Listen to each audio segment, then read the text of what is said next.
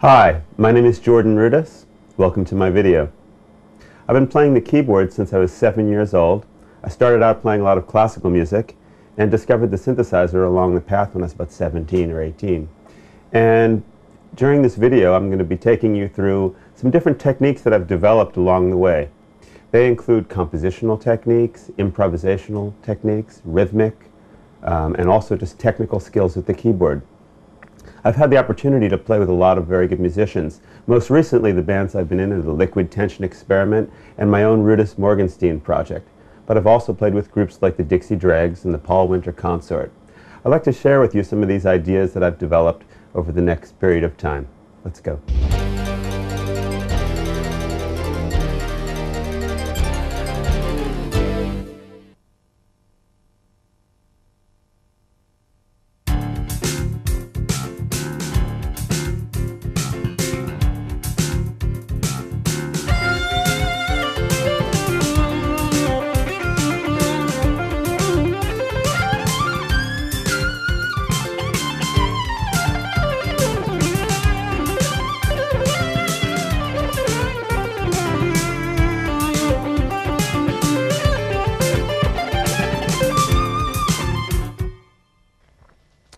I'd like to introduce you to some of the ways that I think about playing leads and playing melodies.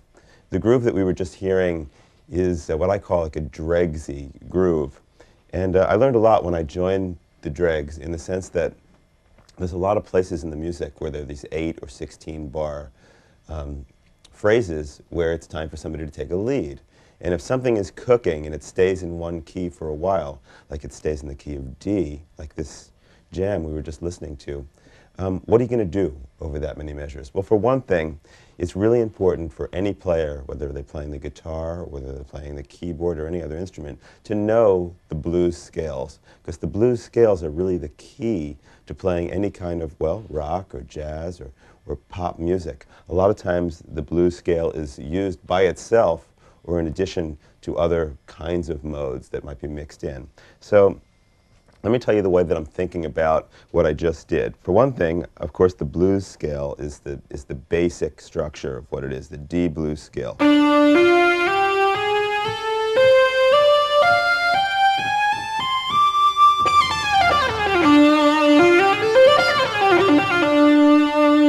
Okay, for those of you who don't know what a blues scale is comprised of, basically it's the root, the minor third, the fourth, the flatted fifth, the fifth, the seventh, and again the root. So,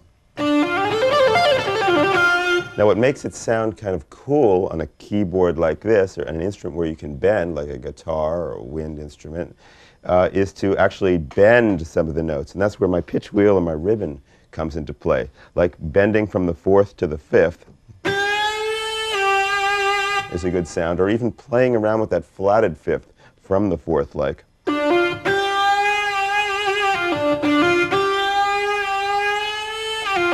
It's just a way of achieving tension as you go to the actual fifth. So you can either go to the flatted or another typical bend would be to bend from the seventh to the top octave, because of course the seventh, just like when we were studying the bass, leads to the top root. So here's the seventh, bending to the top. So, in a typical bend, one of the first things I learned was considered like the Jan Hammer bend, which is. So a good way to practice might be to just go.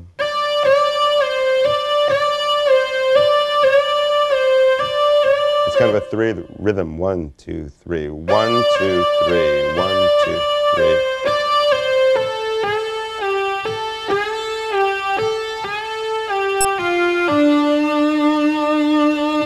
Sometimes what I'll do is I'll incorporate bends, like I'll bend into the seventh from the sixth, just for a different sound, like this. I'll lead up to it.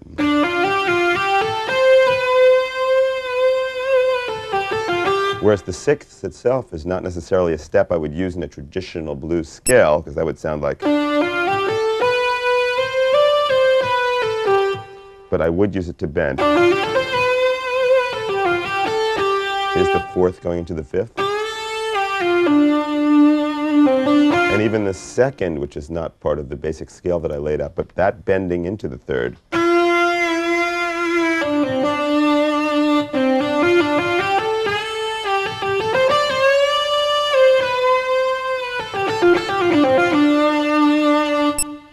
So some of these little things just to keep it interesting. Of course, if you want to check out some of the basic fingerings for the blues scales, please visit my website and you'll see a number of the scales there with some recommended, suggested fingerings. Let's take a really close look at what's happening with the wheel. Okay, so we'll use the D blues scale. And we'll start on the fifth, the A. Now we're going to bend into the fifth by playing the fourth, the G, and bend to the... Now, my wheel is set right now to do a whole step, and that's a pretty common default on most synthesizers. It can be changed, and sometimes, as a matter of fact, on a wheel I'll use a minor third, but most of the time I'll use the whole step. If I want more, I can use my ribbon and do a bigger bend. So here's a couple things you could do. Play the fifth, play the fourth, grab the wheel and push it up to the fifth, and then bring it back. If you're using a joystick, it's just a matter of playing the fifth, playing the fourth, moving the joystick, and bringing it back. The best bet is to do it in some kind of a rhythm. Up and back, fifth, up and back. So here's from the root. Up and back. Root, seventh, up and back. The other thing that I'll do with the wheel, and you can do this with the joystick as well, is when I hold a note, like a guitar, if a guitar player's holding a note, he's not just going to sit there and let the note hang still. There's always going to be some kind of vibrato. So that's what I'll do with the wheel.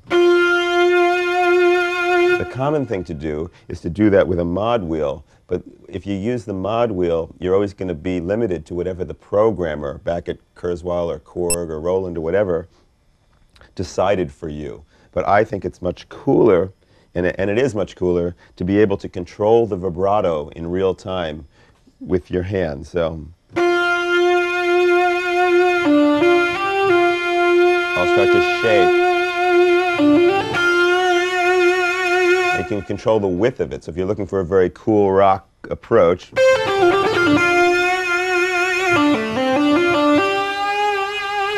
it might be very wide.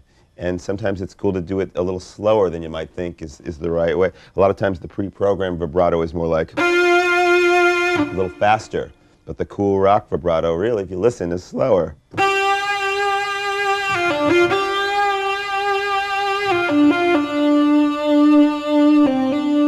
So I really recommend not only practicing your bends, but also practice your vibrato.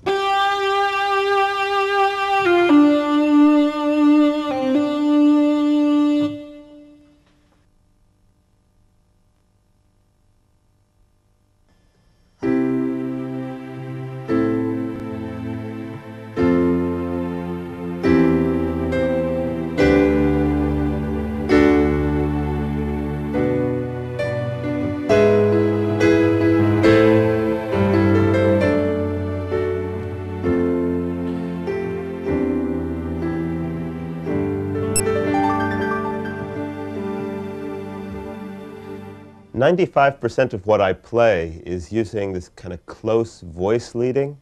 And what that basically means is that, let's say I'm on a C chord, and I know I want to get to an A minor. I'll find the closest place to connect the two chords. So in this case, I only have to change one note to make the transition. So as I'm playing along,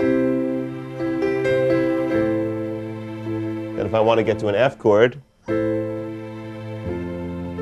I simply move one note again.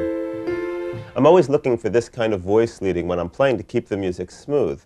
Even if I'm playing something with a melody, and the melody stretches out in the right hand, I'll usually find a chord that fits below it, like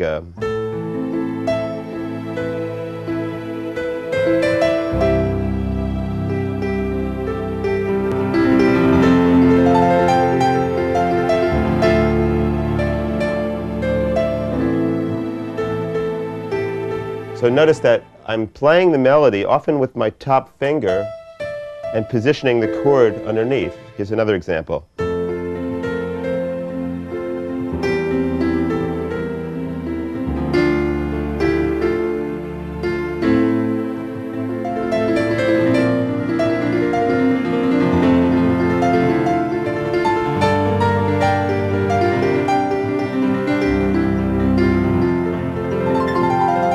So no matter how fancy or simple I get, this concept of keeping the chords in close proximity remains throughout. And I find in most music that really is the case. So I'd like to actually show you an exercise that will help you to get started to put the chords together and find the chords in the different inversions.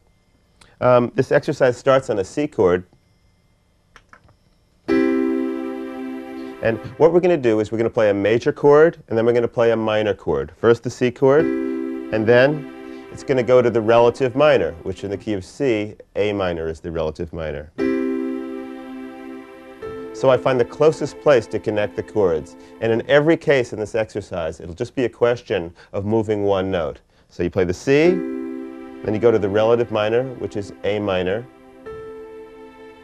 And then we're going to go down a major third in the left hand from A to F and go to an F chord. So there's one move. And now we're going to go to the relative minor of F major, which is D minor, by moving down a minor third here. And then this is the cycle.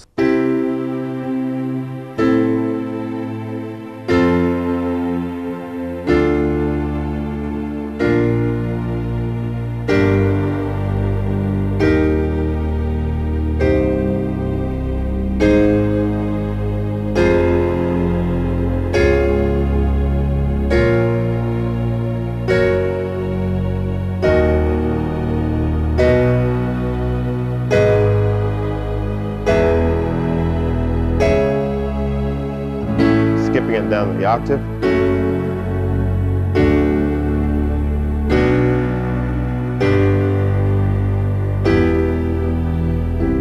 And finally it brings you back to C. So it takes you through every one of the major and minor chords. And then after you do that, we'll start the whole exercise from the first position of C, the first inversion. So instead of C, E, G, started on E, G, C.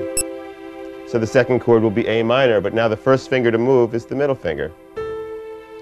We should also note that when you're on the C chord and you move to the A, the voice that's going to change in the right hand is the finger that's going to move to the actual A. So when we go to the F, the one that changes is the E to F. So there's all kinds of interesting little patterns within this pattern to get you going. Now, the next thing I'd like to point out is it's always important to be making music when you're playing any exercise. As a matter of fact, whenever you approach a musical instrument, you should approach it with the idea that, okay, whether it's a technical exercise, a harmonic exercise, now I'm going to make some music. So what can you do with this exercise? For instance, you can treat it like it's an accompaniment pattern. So how would you play an accompaniment pattern? There's a lot of different ways. If you're just playing a song in back of a singer, or like a Beatles song, or an Elton John song, or anything like that, you're going to want to approach it in a couple of different ways. Here's some examples.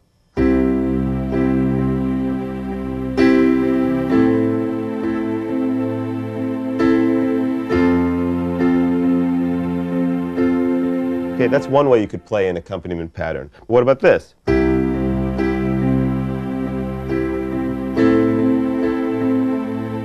Or this. Or even this.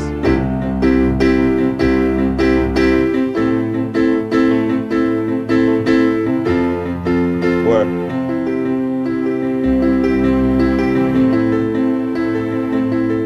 so there's unlimited ways to play a pattern just with using this simple chord. And that's what I'd like to stress with any music that you're going to make, is when you're playing my exercises especially, try to make music. Pick a pattern and hold that pattern for a couple chords. Or play that pattern through the whole exercise and then pick the other pattern.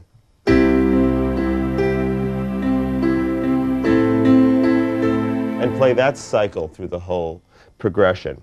But be creative and always try to think, how can I achieve something else? How can I stretch this a little bit? And try to keep a click going too, because that'll keep you kind of forced to think quickly and train your mind. Get a click that you can, start with and actually do the exercise. And then as you get better at it, you can make the click a little faster. So you'll be flying through it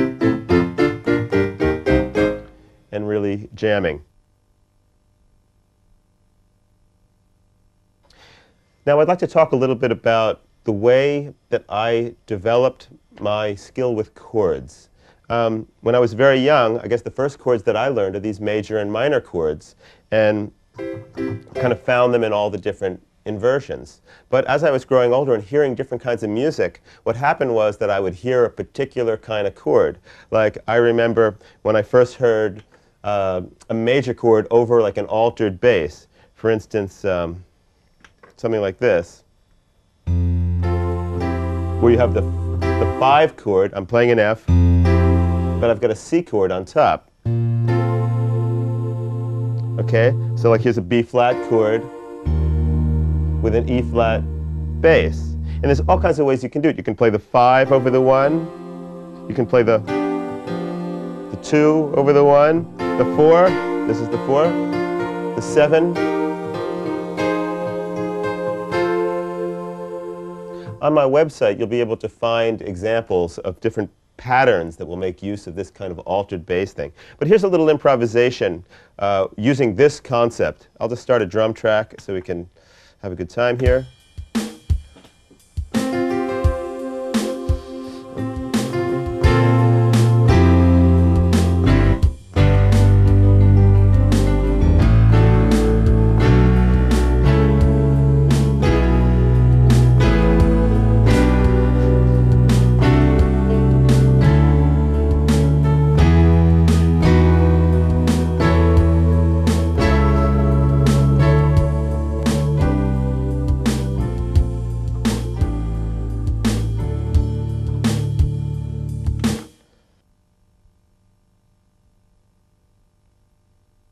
Another chord that I discovered is the sus chord.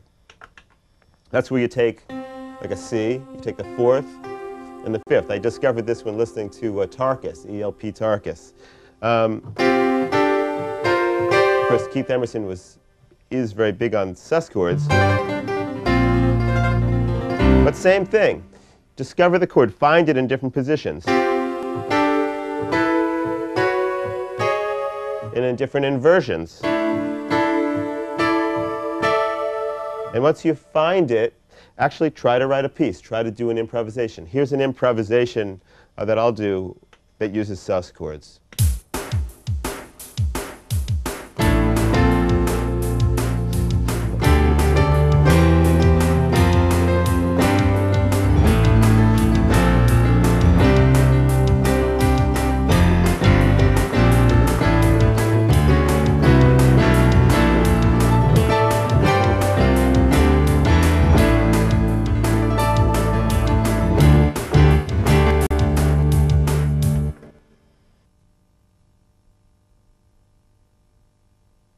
One, two, three, four, 1, 2, 3, 4, 5, 6, 7. 1, 2, 3, 4, 1, 2, 3, 4, 5, 6, 7. 1, 2, 3, 4, 5, 1, 2, 3, 4, 5, 1, 2, 3, 1, 2, 1, 2, 3, 4, 5, 6, 7. 1, 2, 3, 4, 5, 1, 2, 3, 4.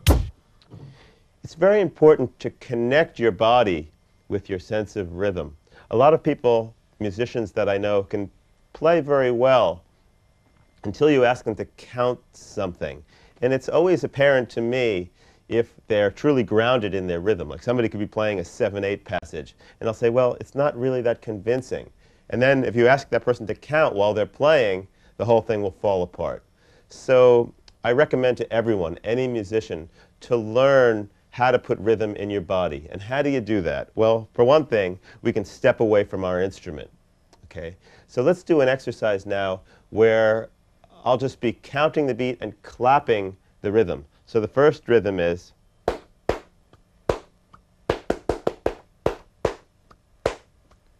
it's in 4. 1, 2, 3, 4. 1, 2, 3, 4. 1, 2, 3. So try this at home. Let's maybe do it a little slower. Here we go. 1, 2, 3, 4. 1, 2, 3, 4. 1, 2, 3, 4. Like that. Now that we've done that, let's tap the rhythm. You can do it even on the keyboard if you want. Like just the 1, 2, 3, 4 part of it. In other words, 1, 2, 3. And we'll use our voice to do the rhythm, like ta ta ta ta ta ta ta ta ta ta ta ta ta ta ta ta. So by putting that in your voice and then reversing it and counting while you play it, 1, 2, 3, 4. 1, 2, 3, 4. You start to develop some sense of like a body rhythm. Here's a little rhythm exercise that we can do at home. Follow along with me. What I'm going to do is I'm going to set up a click, then I'm going to tap a particular rhythm, and then you'll take the same amount of space to tap it back to me. So in other words, it'll be like this. 2, 3, 4. Now you.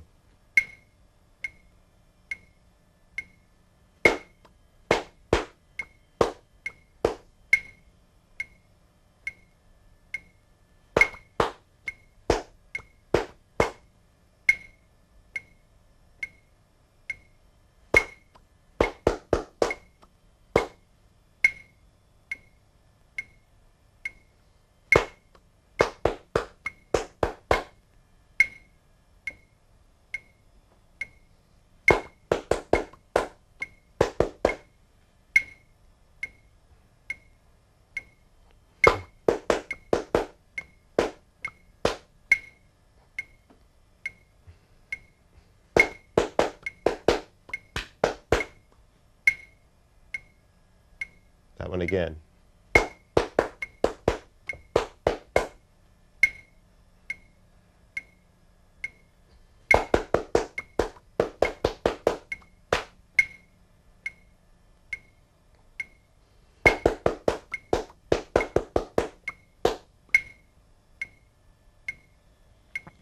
Okay.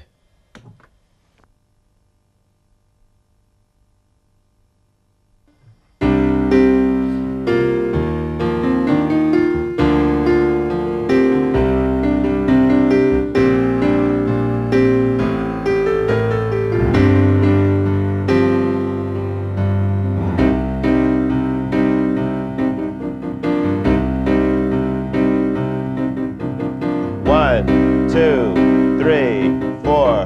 1, 2, 3, 4. So just to make sure that you can really count while you play. 1, 2, 3, 4. 1, 2, 3. 1, 2, 3, 4, 5, 6, 7. 1, 2, 3. 1, 2, 3, 4, 5. 1, 2, 3, 4, 5. 1, 2, 3. 1, 2, 3. 1, 2, 3, 4. 1, 2, 3, 4, 5, 6, 7. 1, 2, 3. 1, 2, 3. That'll really help your playing a lot.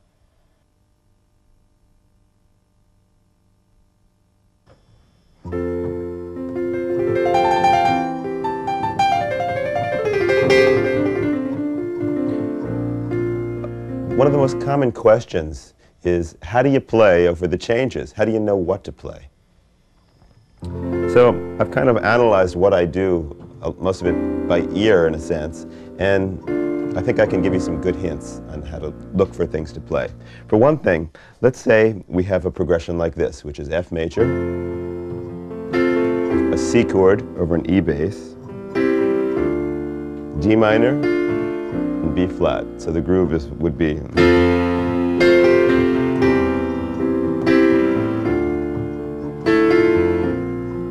And that's all. What are you going to play?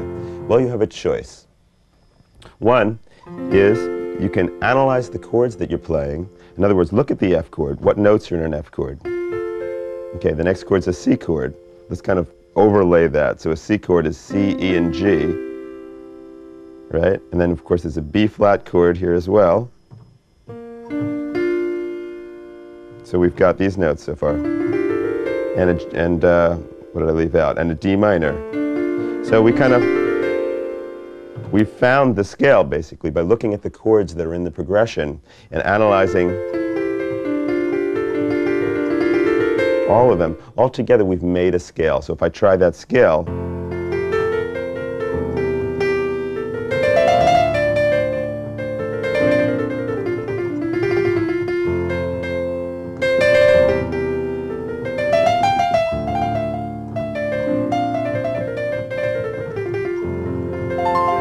it works very nicely, but it's very major and it's very plain sounding. Here's what I'd like to recommend. If you have a progression like this, it's in a really in a major key, try using the relative minor blues scale. So in F major, the relative minor, you would find it by going a minor third down from F, saying, oh, D is the relative minor. So what is the D blues scale? Well, we just looked at the D blues scale in the first example, so that's this. But how does that sound over this? I'm going to start the D blues scale on an F. So the F is the root, but I'm using the notes of the D blues scale.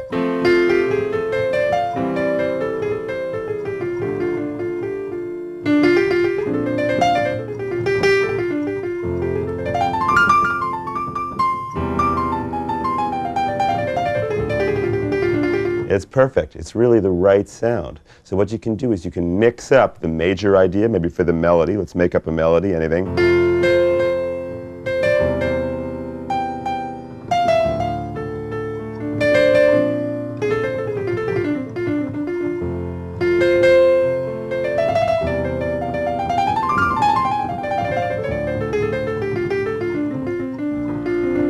So that's what you will do. You'll also notice, I don't want to keep anything a total mystery here, but like when I'm playing a piano sound with a bluesy type scale, I do this kind of slippery thing. And this is something they definitely didn't teach me at Juilliard, but it's something you have to learn along the way. It's where I'll take my third finger or my second finger and just kind of slide off the note like this. Or, so I'm sliding from, in this case, the flat 5 of the D blues scale into the major third here of the key of F.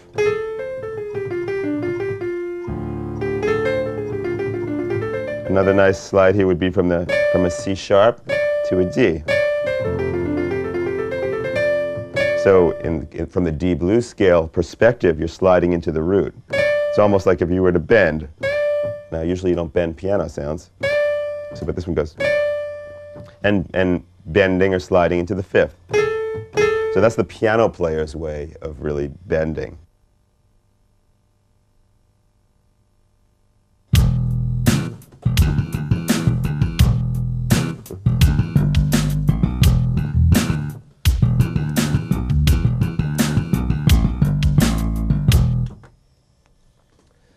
I'd like to give a little insight in how to create a bass line, both in rock and in jazz. Let's look at creating a rock bass line first, especially if you just want to groove and have something that really sounds good. It's important to realize some of the things that bass players do. And as a keyboardist, and with today's technology, a lot of times we find ourselves creating a whole orchestration. So let's take a look. First of all, the octave is the most important interval in a bass line. A lot of times, bass players will simply just take the octave and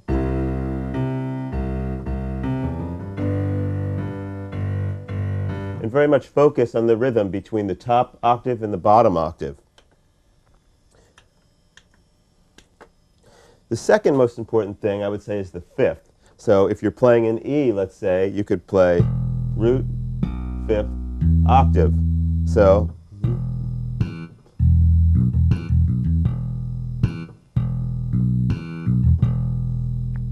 and so it's amazing to think of how many different patterns can be created, even with just a few notes. Like if I start my little drum pattern and just take the root, the 5th, and the top octave,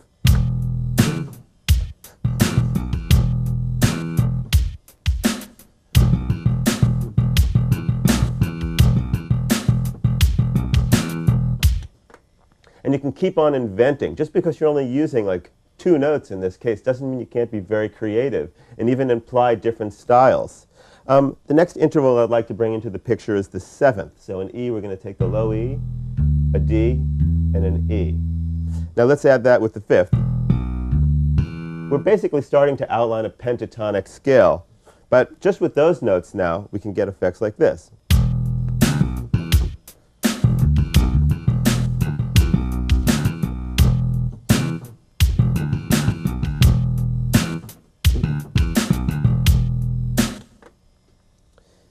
It would be great to get a rhythm going now that we've already discussed rhythm, and actually try your hand at looping a bass line, creating something that would go for like 2 measures, and then without stopping the count, to go on and create a different pattern. Something like this. So you would, and again, now do something else.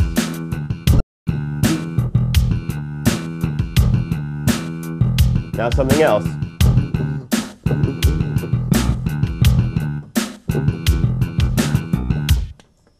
This kind of practice would be very helpful and also help with your improvisational skills. Let's look at what I consider to be like the next most important interval in creating a bass line, which is the 4th. So in E, you would play an A.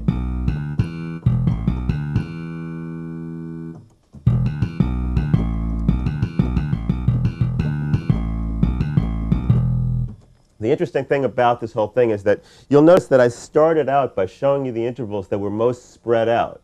On any instrument that's playing in a low register, you'll want to have the intervals spread out. It's kind of like if you take a piano sound and you would play a chord like down here. I mean, certainly it's been done in some Beethoven stuff where he just plays a very thick chord.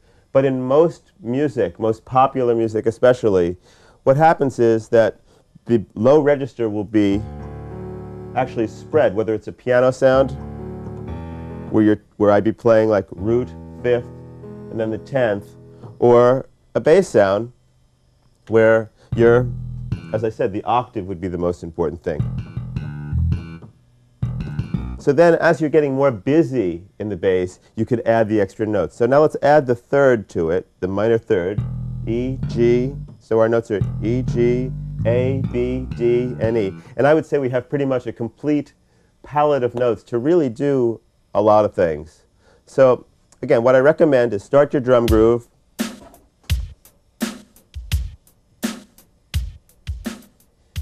and take a tempo that you can continue making up a bass line, and just get something for 2 measures, and then without stopping, change it to the next idea that you have.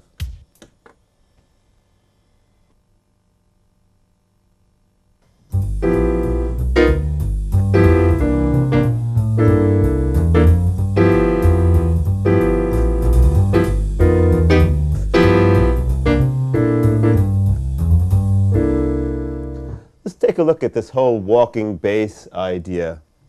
It's a little bit different than the rock approach. In this approach, it's called walking bass because it simply does that. And we have to examine the term first, I think, to understand what should happen. Basically, in this bass line, there's a definite direction the whole time you're playing. And the walking idea is usually constructed by playing almost in a scalular fashion, like. But where are you walking to? That's the whole consideration. Let's say we've got a G-type blues progression, and we're going to take 8 beats, like, till we get to C. So you figure you've got 4 beats to kind of linger around G. And in that case, you don't have to be so concerned with the way you're going to slide into C for the first 4 beats. So you could. But after that, you've got to really approach your C. So let's walk at that point to the C from where I am. So what happens while I'm improvising, and what I started out with was totally an improvisation, is that I let it flow for the first 4 beats, and I see where I am in that improvisation, and then walk my way to the next chord. Let's do it again. Here I go to the C. So somehow I have to figure, how am I going to get there? So if I'm up here, and I've got 4 more beats, I could go 1, 2, 3, 4, and land, or 1, 2, 3, 4. There's no rule per se about how you're going to get there, but it's just important to realize that you are going to get there. So if you're in G, you should also look at what are the real passing tones. In this case, like an E flat is going to be a note that doesn't necessarily belong to the chord, so we're going to pass through that quickly. There's no better way to use passing tones than in a walking bass, because you could play chromatically like this. but you have to get to the C, and here I am with it to go, so I'll jump down to the G. So as long as you keep in your mind where you're going and you just keep walking in the right direction, you can create this kind of bass.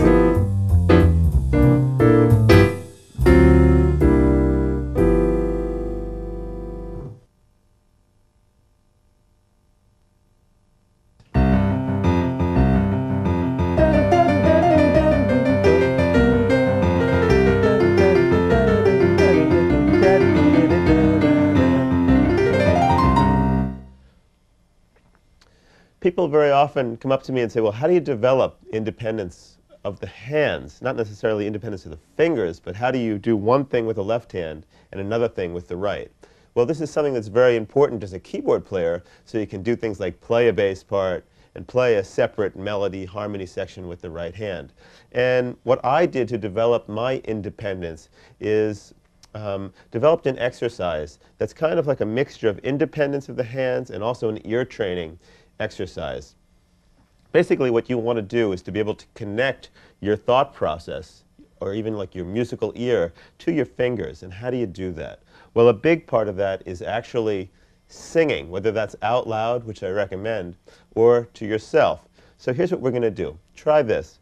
Let's take a very simple bass line, like just D, A, D, A, just like that. Now you'll probably want to try this with a click, so that will make you feel very stable and very comfortable. And play it until you really feel like it's rock solid and you can't go wrong. Then, in the right hand, begin playing a melody. At first, don't make big skips like,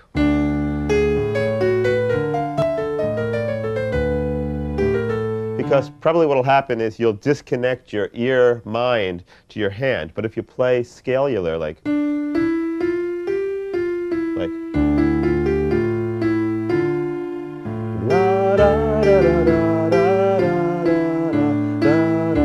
and you'll know at home when you're on top of it and when you're kind of losing it, because you'll just feel it. So a very comfortable tempo, and sing while you play, and play up and down. Don't make big skips, and just try it. You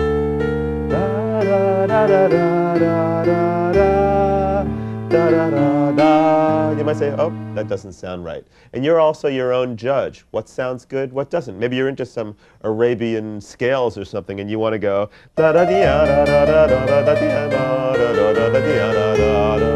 that might sound fine to you. So be your own judge and go slow.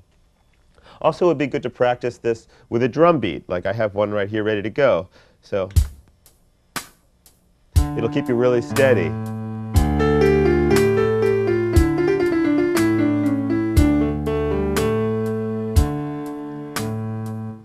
We're going to have a number of different bass lines for you to try on my website, so I encourage you to go take a look and check it out. Let's look at a couple more right now while we're here. How about trying this one?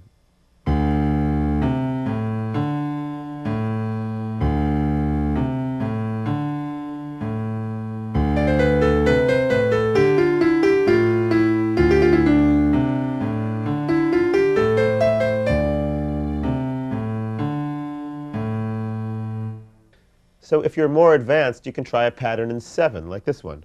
1, 2, 3, 4, 5, 6, 7, 1, 2, 3, 4, 5. And get it very steady, and keep doing it, and then add your right hand. And don't be afraid to sing, because nobody's around, hopefully, at your house.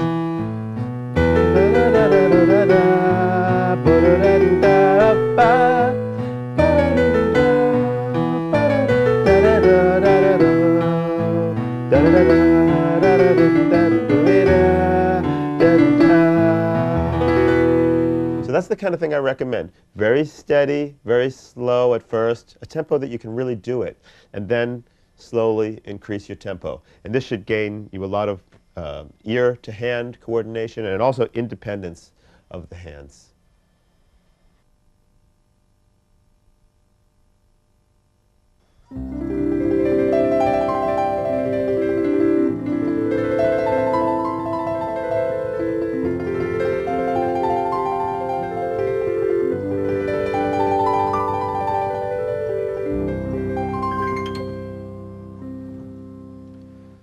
the things that's very important in keyboard playing, or on any instrument, is having a technique.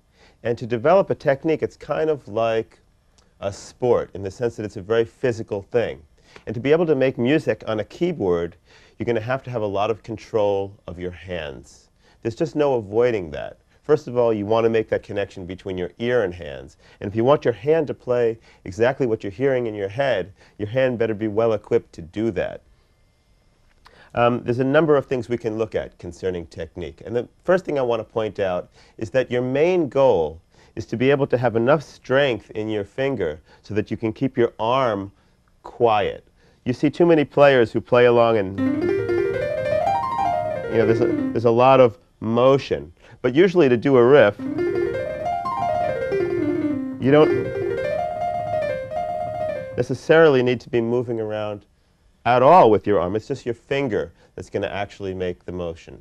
So to be able to do that, you have to get some finger strength. And to get finger strength, you have to practice things that will give you independence of the fingers. Now, I myself practice not only on the keyboard, but I'll also practice on my knee, or I'll practice on a tabletop. And some of the exercises that I'll show you, you can do anywhere. Of course, there's very standard exercises, like things like this one.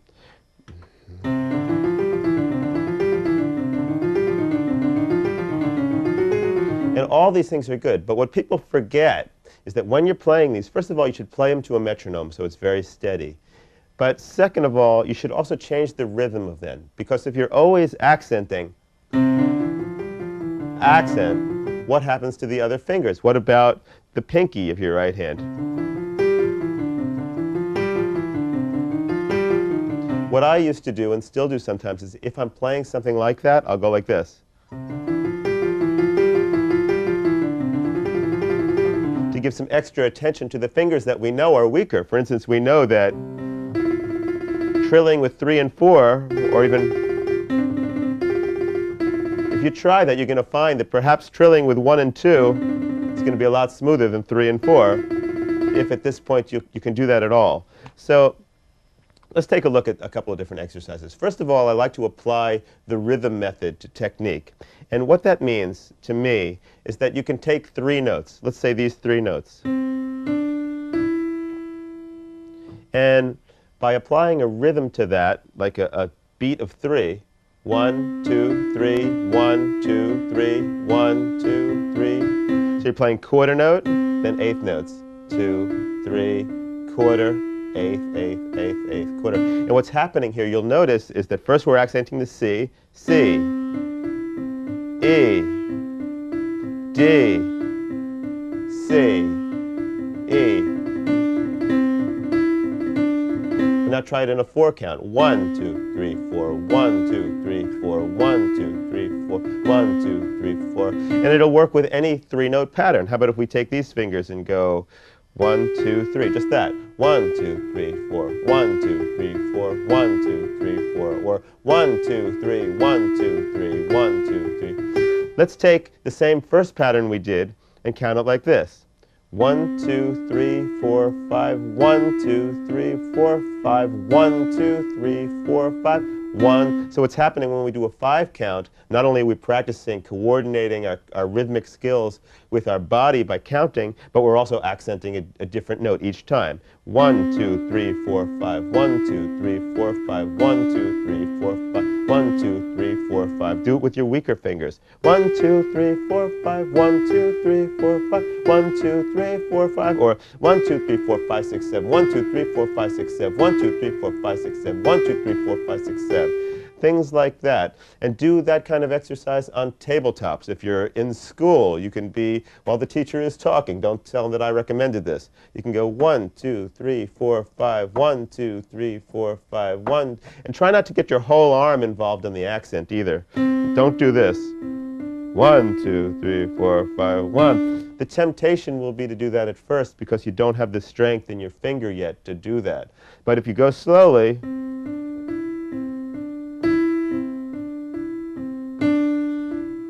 and also go back and forth. Don't limit it just to this. I'll put up some other exercises you can do on my website. But for now, also try this one.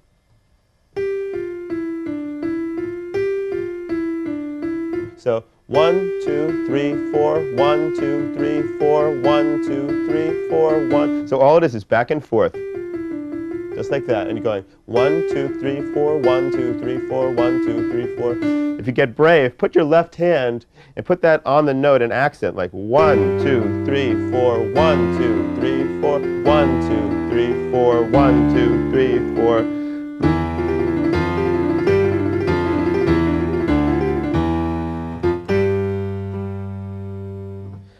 Some other exercises that I'd like to show you include an exercise that I kind of made out of an original Brahms exercise, which goes a little bit like this. It's just purely chromatic, but you're using all 5 fingers.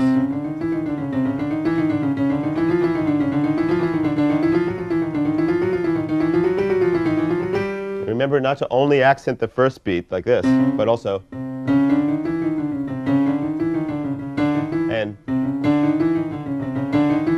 things like that. But here's my element of that. Besides going up and down chromatically, what you can do is you can take the first part and then you can open up your hand.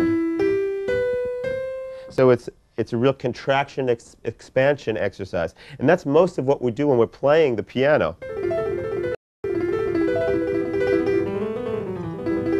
It's all about opening and closing your hand. So this is perfect for that. So you go like this. And then open it up and play like a major 7th chord. And then at the top, we do our chromatic thing again. And then major 7th chord down. So, open up, and then close. And what you can do, if you start getting this together, is try it in mirror imaging, so with both hands.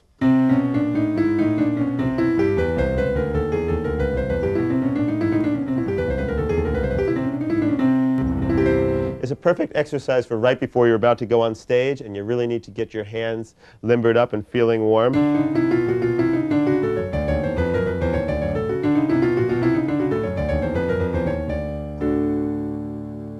Here's another one that I find really excellent, and this is an exercise where you'll take different chords. You'll start out with a major 6th chord, C major 6th, and you'll play your 3rd and 5th fingers, G and C, E and A, C and G.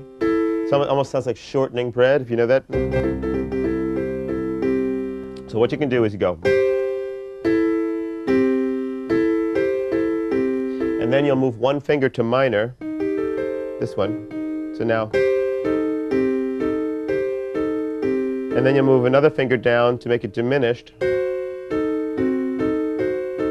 And then finally your last finger to make it dominant.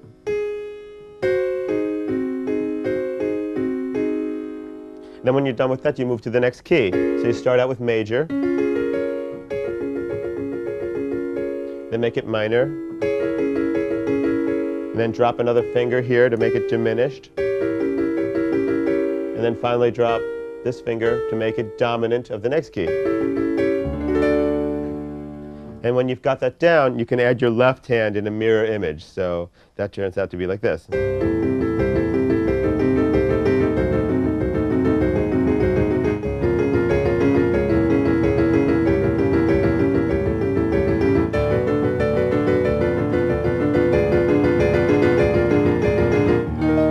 And every now and then when you're doing these kind of things, catch yourself to see if you're getting stiff in your elbow. I find when people are doing things that are challenging, there'll be a lot of tension and it'll be really like, whoa, you know. But if you think about maybe moving your elbow around just a little bit to remind yourself that you want to stay loose.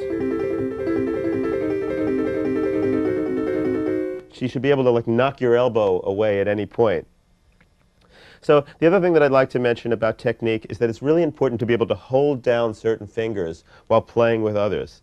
Many years ago I studied from a book called the Phillips Technique, and his idea was that you would play a diminished chord like this, kind of feeling like you're pulling in on it. My teacher used to say, imagine there's a little ball under your palm pushing up a little bit, and try to keep your wrist level with the keyboard. And then while you have all that together, just like that, maybe try to lift up this finger while holding down the others. And play it. Now for a real challenge, try doing this one. Remember not to get too tight. So you go through each finger, and then when you've got that down, try doing combinations of fingers like this.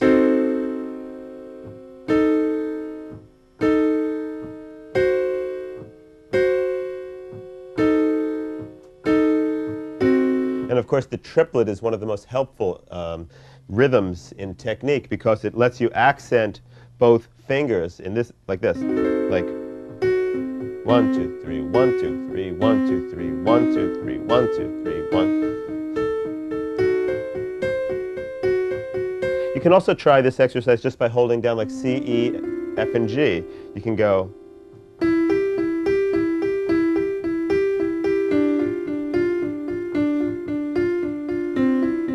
One interesting thing, you might not see immediately how this is important, but if you put it into a musical context, like even if I'm playing just regular chords,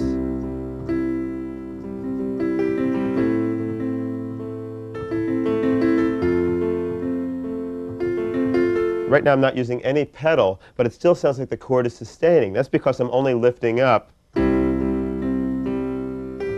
fingers that actually need to be lifted up.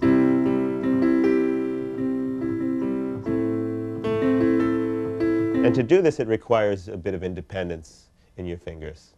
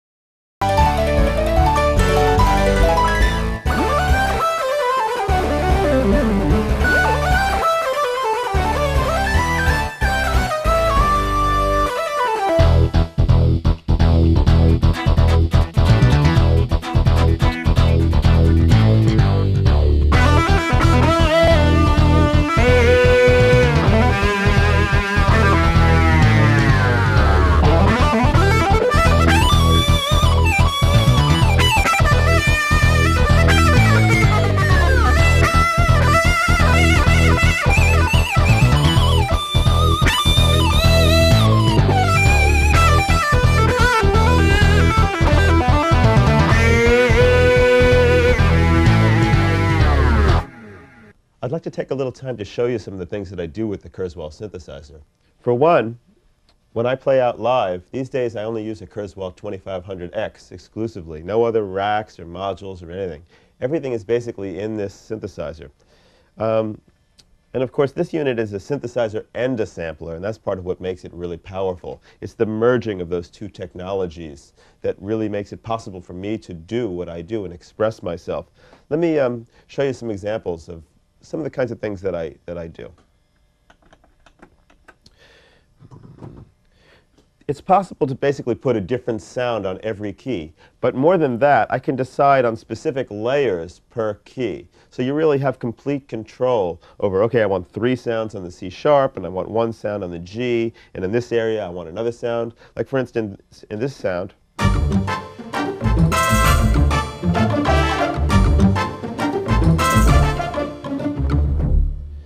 I specifically put the percussion underneath the various instruments that come in. I can hear the little tambourine roll, so if I go,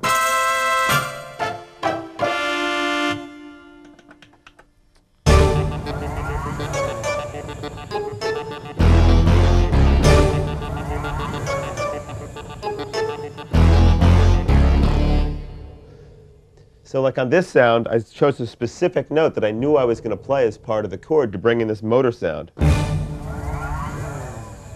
There's also like an orchestral hit that happens. And as I play,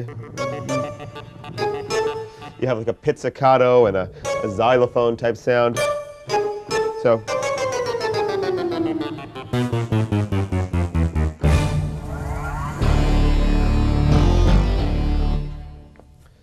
that's one of the tricks that I do to actually make happen live all that I play.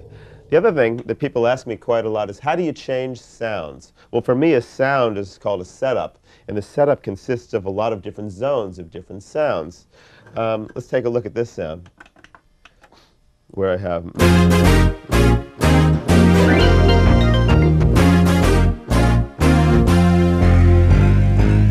so I've got all my different sounds. Let's let's call that one sound. And then if I step on my little pedal, which is on the floor here, I only use 2 pedals. One of them will cycle me through the different patches that I go to. So as I'm playing along, I can be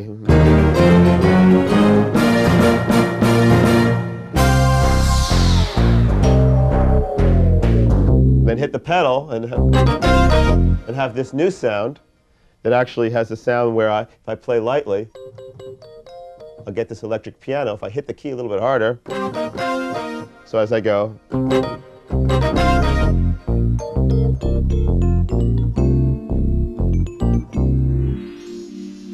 and the little bell effect that you hear is actually assigned just to this key.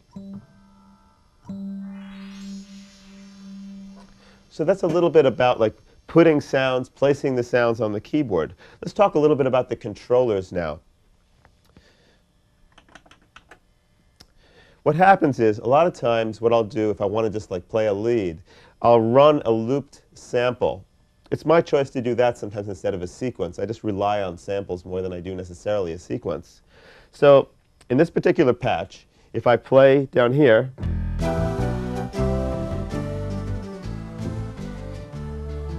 and we can all hear that now my loop is running, and it will keep running until I let go of my sustain pedal. And while that's running, I can use my ribbon, I can use my wheels, I can use my slider without affecting that patch at all. It's just a matter of my programming the sound to do exactly what I want it to do. So, and after I pressed that note and I stepped in the sustain pedal, it switched me automatically to a lead sound. So now I can play.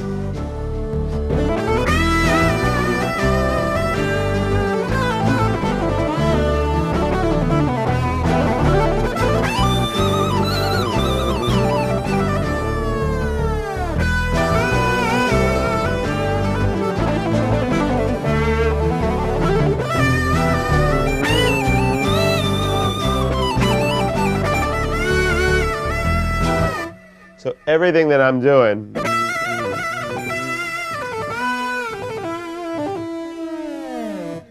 does not affect the loop at all. Another very cool thing that you can do with some of the controllers, for instance, you can do this. You can trigger notes on the ribbon. So the ribbon is not only a pitch bender, kind of like if you're thinking along the lines of a guitar, like a whammy bar. I can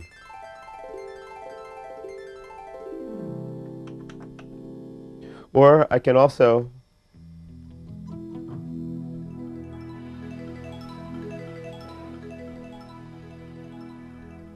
have the ribbon kind of do multiple functions. Like the ribbon can bring in an arpeggiation and make the sound pan and change the filter all at the same time. So all these things all together kind of enable me to do what I do in performance. On a sound like this one,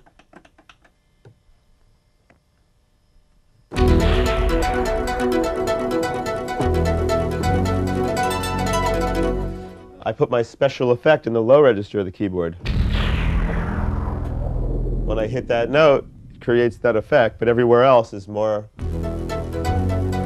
pitch-oriented.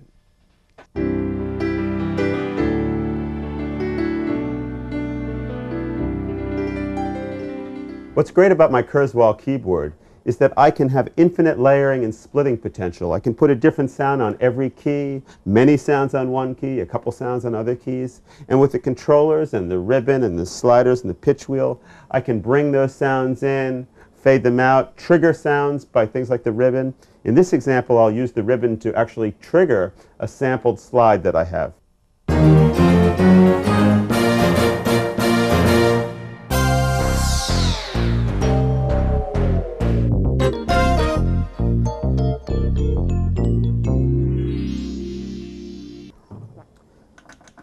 The next example shows how I can assign a particular key to a sample like a motor sound that I took, and have other keys in different registers bring in things like pizzicato and some xylophone.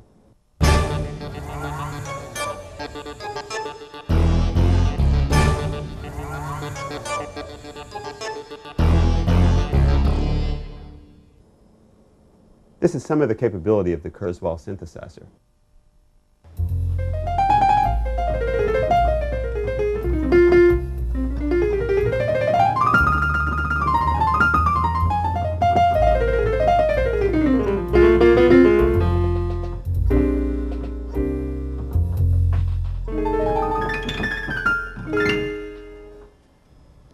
It's been a really great musical journey for me over the last many years, and I was very excited about doing this video and the opportunity to share some of the things that I learned along the way. And I really hope that each and every one of you has been able to grab something out of the video, and you can watch it repeatedly and learn some different things about melodies and leads and bass and rhythms and all those different things. And we look forward to hearing from you, and please check our website because there'll be a lot of examples of the different kinds of things that I presented in the video. Thank you so much for sharing this time with me. Bye-bye.